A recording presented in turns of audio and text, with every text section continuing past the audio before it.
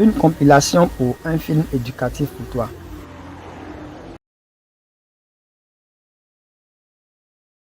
Le monde spirituel invisible. Cette animation est pour les chrétiens.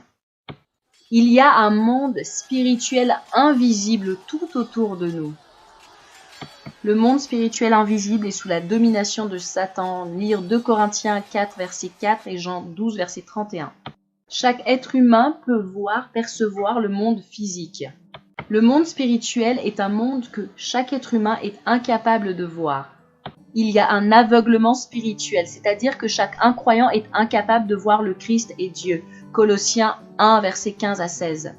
Beaucoup de chrétiens souffrent de myopie spirituelle. Lire 2 Pierre, chapitre 1, verset 9. L'enfant de Dieu et le disciple du Christ peut à la fois voir dans ce monde physique et aussi dans le monde spirituel. Voici Daniel qui est un homme dévoué à sa famille. Dans ce monde, il est un disciple du Christ.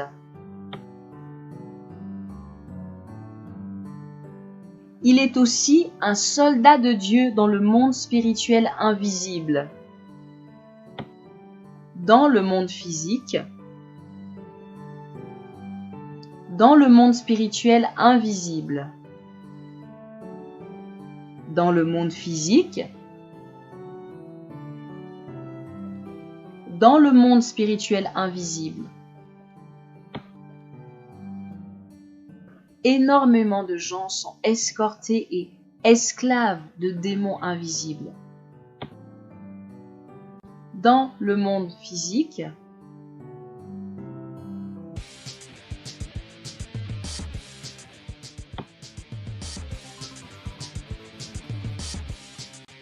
dans le monde spirituel invisible.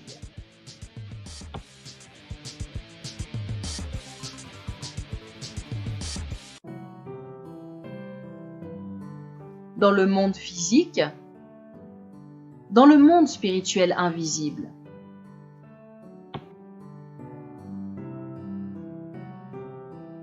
Voici dans le monde physique les collègues de Daniel qui sont athées, qui ne croient pas en Dieu. Chaque démon qui asservit les gens recule en étant effrayé lorsqu'il voit Daniel passer près d'eux. Certains démons se servent des gens pour susciter en eux une haine sans raison contre Daniel. Ce bâtiment d'église est utilisé dans le monde physique. Le voici dans le monde spirituel. Les démons ne peuvent pas pénétrer à l'intérieur à cause du Saint-Esprit qui est à l'intérieur des chrétiens pendant qu'ils sont en train de prier et d'adorer Dieu. Ces personnes sont des croyants qui sont membres d'une autre assemblée. La plupart des chrétiens sont séduits et utilisés par leur ennemi, l'ennemi invisible, Satan. Ils pensent que Daniel est un faux prophète ou un faux chrétien. Ces hommes sont des disciples de Dieu. Bonjour Daniel, comment allez-vous les amis? Très peu de croyants reconnaissent que Daniel est un homme de Dieu ou un serviteur de Dieu. Dans le monde physique, chaque famille a l'air d'être une bonne famille et vit dans un foyer, une maison heureuse. Or, les démons ont attaqué chaque famille, chaque foyer, chaque maison, partout, et cela partout. Parce qu'ils ne croient pas que les démons, ni que Dieu existe. Dans le monde physique, voici Daniel qui rentre à la maison. La maison de Daniel est protégée par les anges de Dieu contre Satan. La présence des anges n'est plus nécessaire parce que le Saint-Esprit et le feu sont en Daniel pendant qu'il rentre chez lui. Voici la femme de Daniel, Diane, ainsi que leurs 3 enfants dans leur maison dans le monde physique. Diane et les enfants n'ont pas besoin de revêtir l'armure de Dieu parce que Daniel a autorité sur sa famille par le Saint-Esprit de vérité. Voici dans le monde physique. Dans le monde spirituel invisible, les anges de Dieu escortent Diane partout où elle va. Dans le monde physique, voici les enfants de Daniel pendant qu'ils sont à l'école. Et voici les enfants de Daniel à l'école en train d'être escortés par les anges de Dieu. Dieu a oint Daniel pour qu'il soit le chef de sa famille, un mari et un père. Dieu a donné à Daniel la responsabilité de prendre soin de sa famille et de prier pour elle.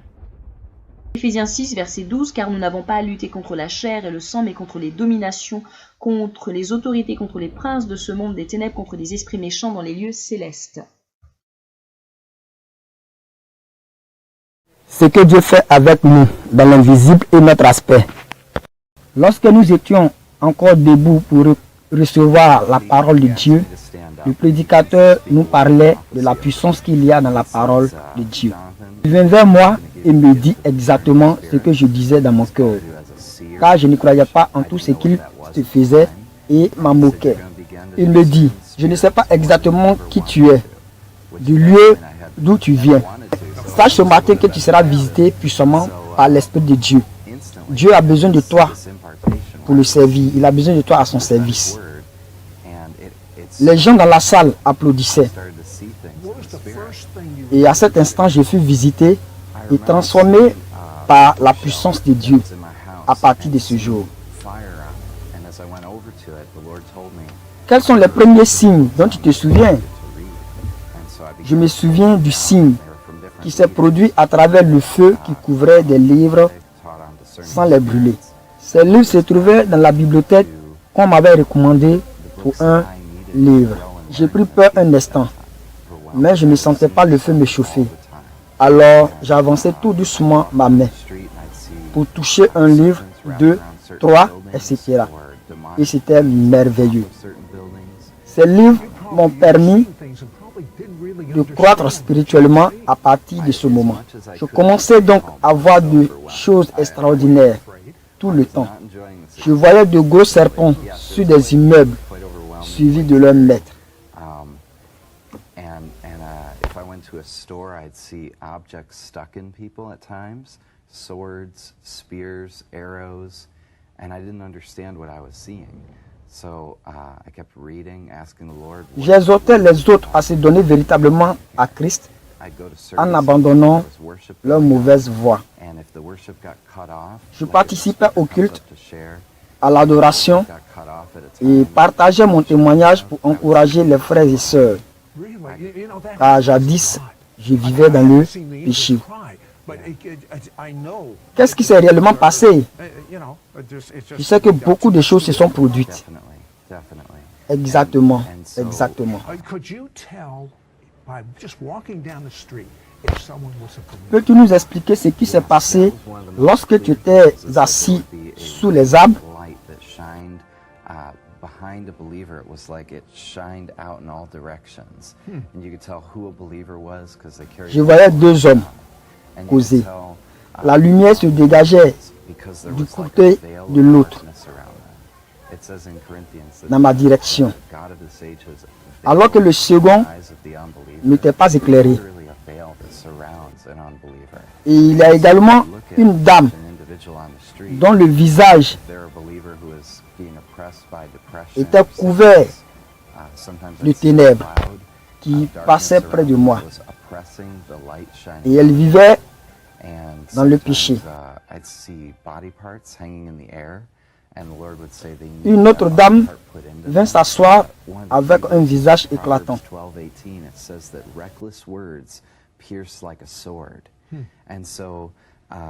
And the tongue of the wise brings healing. So I said, Lord, give me the tongue of the wise. Et Dieu m'a ouvert les yeux un jour à l'église sur la vie d'une femme qui a reçu plusieurs coups de honte, d'humiliation, de haine et de toutes sortes de maux.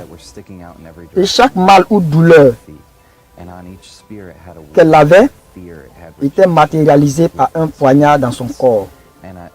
Je lui demandai si elle se portait bien. Elle me répondit non, car je ressens physiquement des flèches et douleurs en moi, me rendant tout le temps malheureuse. Je lui dis, je vais prier pour toi et la puissance de Dieu va t'affranchir.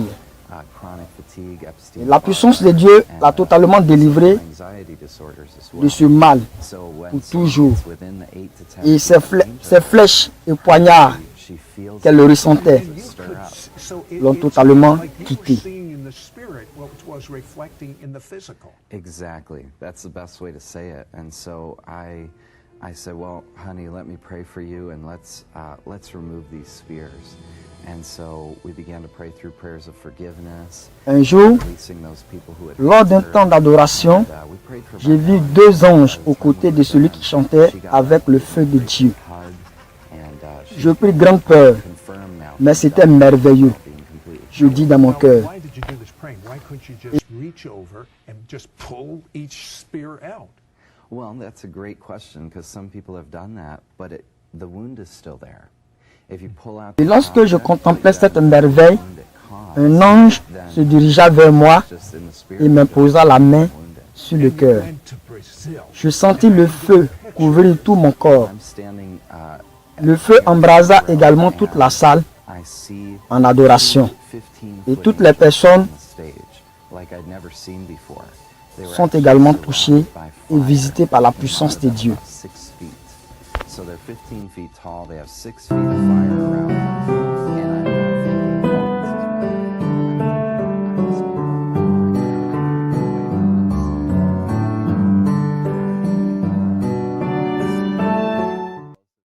to me, Quand une église n'a pas une vie de prière et de sanctification, elle est envoûtée par l'ennemi qui en prend le contrôle. cover my Un immense serpent dans l'église. Cette animation est basée sur une histoire vraie.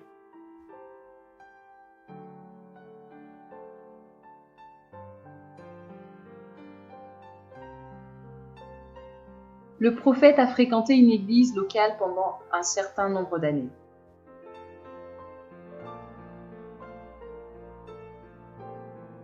Les prédications.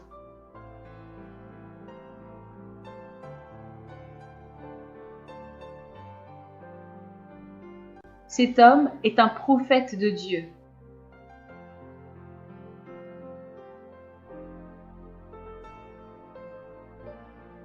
Prophète, je ne suis pas content avec les gens ici. Je n'accepte pas cette église. Parce qu'ils ont caché leurs péchés dans leur cœur. Je vais ouvrir tes yeux afin que tu puisses voir avec tes yeux spirituels.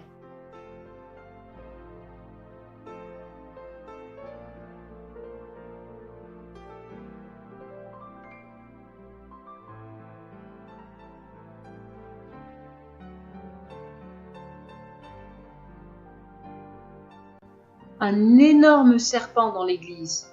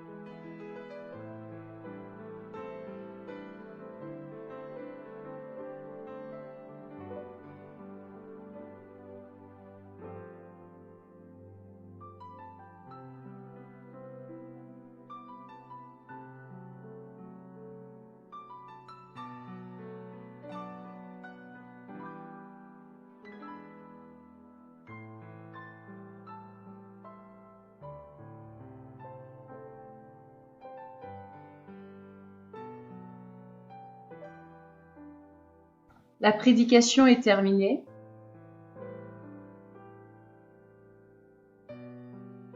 Le prophète parlait avec le pasteur de l'assemblée de l'église. J'ai vu un énorme serpent rampant ici et mordant la tête de chaque membre de l'église. Vous devriez leur dire de se repentir de leurs péchés maintenant. Ça suffit, ne les juge pas. Notre Église a toujours été protégée par le sang de Jésus.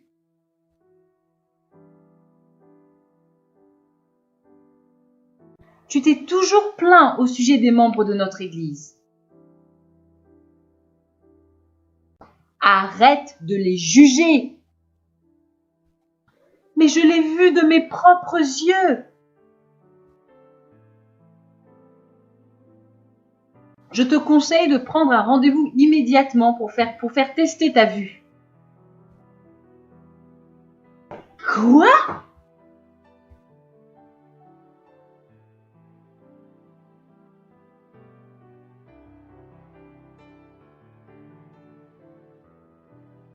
As-tu vu cet énorme serpent dans l'église ? Oui, le diable était là-dedans. C'est vrai. Presque la plupart des chrétiens dans cette église cachent leurs péchés et refusent de se repentir de leurs mauvaises œuvres afin de se tourner vers Dieu. C'est ainsi qu'ils ont autorisé le diable à entrer dans leur église. Oui, il mord la tête de chaque chrétien et il y injecte des pensées. Des pensées de mensonges, de critiques, de doutes et d'incrédulité. Presque 6 mois plus tard,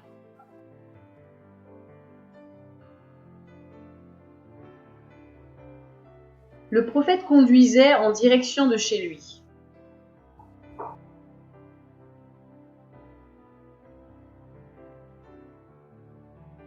Mon ami, je voudrais que tu passes devant le bâtiment d'église. Oui, mon cher ami.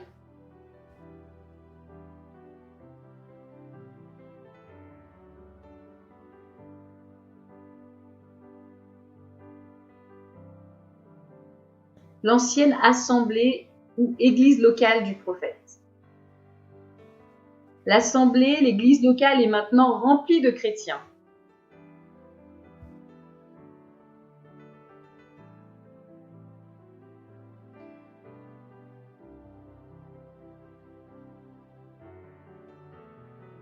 Je vais ouvrir tes yeux afin que tu puisses voir avec tes yeux spirituels.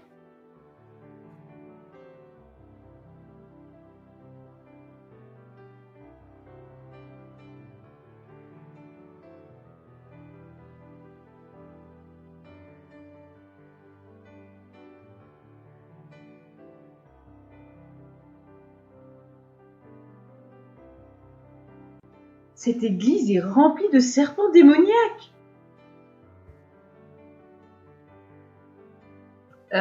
C'est dégoûtant.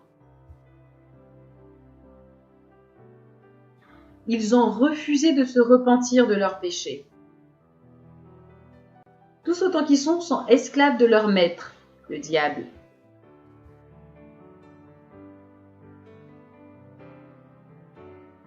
Sois averti. Si tu refuses de te repentir de tes péchés,